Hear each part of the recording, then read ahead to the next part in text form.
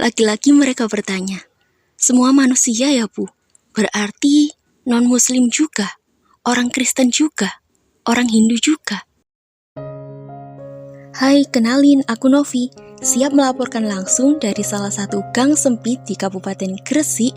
Dengan senang hati menyapa Anda seluruh warga plus 62 tanpa kecuali para sesepuh baby boomers, K-popers, kaum rebahan, pemuda jompo, bocil epep, kaum borjuis, proleter, job seeker, para buzzer, para barisan gagal move on.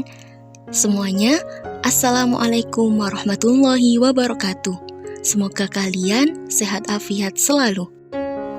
Dalam podcastku ini, aku ingin bercerita pengalaman baruku sebagai seorang guru. Sebelumnya, terima kasih telah meluangkan waktu untuk mendengarkan ya. Sebagai guru pendidik agama Islam nih, aku juga mencoba mengajarkan kesadaran untuk saling menghargai kepada siswa-siswiku. Biasanya sih anak-anak suka kalau aku menceritakan sejarah Nabi Muhammad SAW dan para sahabat. Selesai aku bercerita, kepala anak-anak selalu saja dipenuhi pertanyaan-pertanyaan yang siap ditembakkan ke arahku. Tentu saja aku senang. Hal itu menunjukkan kalau mereka sedang berpikir kritis. Contohnya saat aku menceritakan tentang apa yang dilalui para sahabat saat masa awal dakwah Islam di Mekah. Salah satu dari mereka bertanya, Bu, kenapa Bilal bin Rabah mendapatkan siksa karena dia masuk Islam, sedangkan Abu Bakar tidak? Aku pun mencoba menjelaskan, itu karena Bilal bin Rabah datang dari kalangan kasta budak, sedangkan Abu Bakar punya nasab dari kalangan terhormat. Apalagi Abu Bakar termasuk golongan ekonomi kuat. Setelah itu mereka pasti punya banyak pertanyaan lagi. Apa itu kasta, Bu? Apa itu budak? Apa itu golongan ekonomi kuat, Bu? Aku pun mencoba menjelaskan dengan bahasa yang mereka mudah mengerti. Setelah itu mereka pun mengangguk-anggukkan kepala. Dan pastinya aku balik bertanya kepada mereka. Jika kalian ada dalam perbedaan tersebut, apakah yang kalian lakukan? Saling mendukung atau saling mengejek? Mereka pun kompak menjawab, saling mendukung, Bu. Sama seperti Abu Bakar As-Siddiq. Karena beliau punya sikap saling mendukung, dengan kekuatan ekonominya yang kuat, bisa membebaskan Bilal bin Rabah dari perbudakan.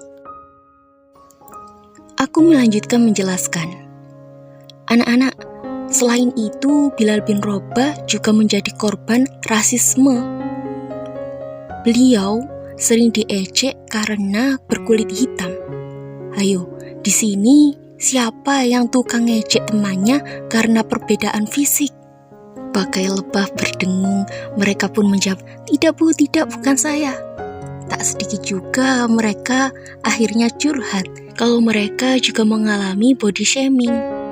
Dengan menegarkan hatiku sendiri karena aku sering mengalami body shaming, aku pun mencoba menguatkan hati mereka. Nak, innallaha la yanzuru ila suwarikum wa amwalikum, walakin yanzuru ila qulubikum wa a'malikum.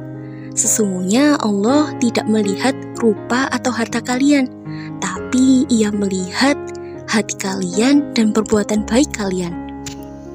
Di bab berikutnya, kami membahas tentang sifat dan tujuan Nabi Muhammad diutus. Wa ma arsalnaka illa rahmatan lil alamin. Aku menjelaskan. Rahmatan lil alamin artinya sebagai pembawa kasih sayang untuk semesta alam. Semesta alam itu tak hanya manusia, tapi juga hewan, tumbuhan, dan lingkungan. Lagi-lagi mereka bertanya, semua manusia ya Bu? Berarti non-muslim juga, orang Kristen juga, orang Hindu juga. Aku mengangguk, iya Nak. Bahkan dalam riwayat sahih ditulis, suatu kali Nabi duduk-duduk dengan para sahabat.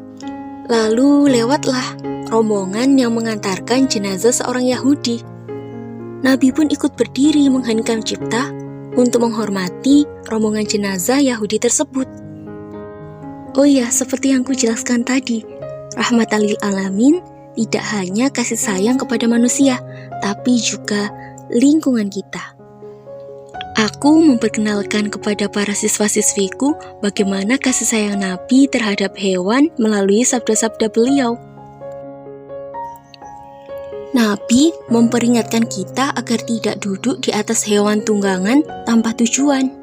Nabi juga memperingatkan kita bahwa memperlakukan hewan peliharaan dengan tidak baik itu siksanya berat loh. Dan kepada hewan sembelihan, Nabi memerintahkan kita untuk menajamkan pisau agar hewan tersebut tidak merasakan sakit yang terlalu saat disembelih. Bagaimana cara kita menghargai satwa liar, anak-anak? Tanyaku suatu kali pada siswa-siswiku. Mereka berebut menjawab, mengajukan tangan, tak sabar memintaku memberikan feedback. Ada yang menjawab, dikasih makan bu. Ada yang menjawab, dikasih kandang yang baik bu. Hatiku berdialog sendiri.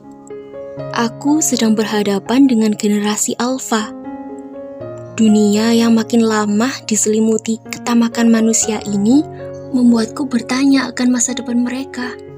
Apakah mereka kenal dengan badak bercula satu atau harimau Sumatera? Apakah masa depan mereka masih bisa melihat rimbunnya hutan? Dan yang paling mengerikan, apa ada di masa depan mereka jenis hewan yang punah? Mata mereka yang berbinar mengulum senyumku. Nak, cara menghargai satwa liar adalah dengan tidak merusak habitatnya. Begitulah kelas kami yang seru. Di akhir kelas, aku menutup dengan menyodorkan pertanyaan yang membuat mulut mereka terngangah. Anak-anak, jika BMKG mengumumkan bahwa besok akan terjadi kiamat, bencana besar, dan planet-planet bertabrakan, apa anak-anak hari ini masih mau merawat tumbuhan? Mereka terlonjak sambil berpikir. Esoknya, kami membahas tentang sabda Nabi yang menjawab pertanyaanku itu.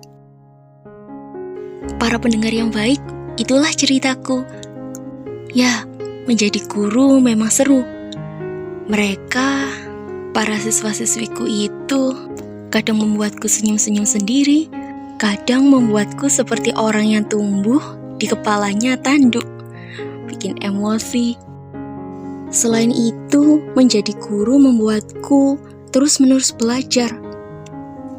Untuk memastikan materi yang kubawakan kepada para murid itu valid, sahih, kaya, dan kontekstual, aku perlu membaca banyak buku, berdiskusi dengan sesama guru, mencari pemikiran tokoh-tokoh, dan berdiam diri untuk berpikir. Belum lagi menyajikan materi di hadapan siswa. Aku yang pernah mengalami social anxiety, perlu berlatih percaya diri. Aku jadi ingat skripsi yang kutulis. Untuk menumbuhkan sikap saling menghargai diperlukan wasatiyah dalam pendidikan Islam, di mana naskah agama tidak hanya dilihat secara tekstual, namun juga kontekstual. Dan kata Nadir Shah Hussein, kuncinya ada di guru. Guru harus mampu berdialog dengan para siswa. Guru harus mampu berdialog dengan kajian lintas studi, dengan zaman, dengan masalah terkini, dengan sesama akademisi, dan dengan dirinya sendiri.